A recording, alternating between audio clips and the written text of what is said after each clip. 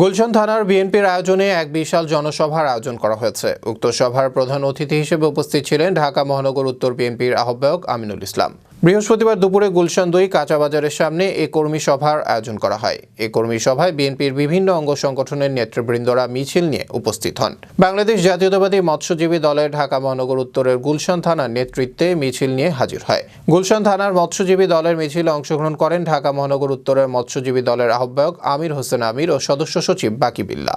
এছাড়াও ঢাকা মহানগর উত্তরের সভাপতি সেক্রেটারি উপস্থিত ছিলেন। এ সময় পথসভায় বক্তব্য রাখেন ঢাকা মহানগর উত্তরের নেতৃবৃন্দ। আপনারা বিভিন্ন জায়গায় চাঁদাবাজি করছে, সন্ত্রাস করছে, দখলদারিত্ব করছে, আর সেই বদনাম আমাদের বিএনপি উপস্থিত আছে সদস্য সচিব মোহাম্মদ বাকি বিল্লাহ ও ঢাকা মহানগর উত্তরের যুগ্ম আহ্বায়ক আমাদের শামীম ভাই ও তুইন ভাই ও আমাদের বিভিন্ন থানার সভাপতি সেক্রেটারি নেতৃবৃন্দ সবাইকে আসসালামু আলাইকুম। আমরা এই একটা উদ্দেশ্য বলতেছি, এই সরকারের উদ্দেশ্যে আরও একটু বলতে চাচ্ছি, আপনারা এখনও কিছু পারতেছেন না। আমরা অনেক আগে বলছিলাম এই বাংলাদেশের এখনো 90% জায়গায় আওয়ামী লীগ শাসন ব্যবস্থা এখনো রয়েছে। এখানে 40টা মন্ত্রণালয় থেকে 3টা করে একজন সচিব, একজন যুগ্ম সচিব, একজন সিনিয়র সচিব নিয়োগী, তাদেরকে অতি তাড়াতাড়ি তাদেরকে বাধ্যতামূলক অবসর দেওয়া হোক। তা না হলে ওই দেশকে কোনোদিনই ঠিক করা যাবে না।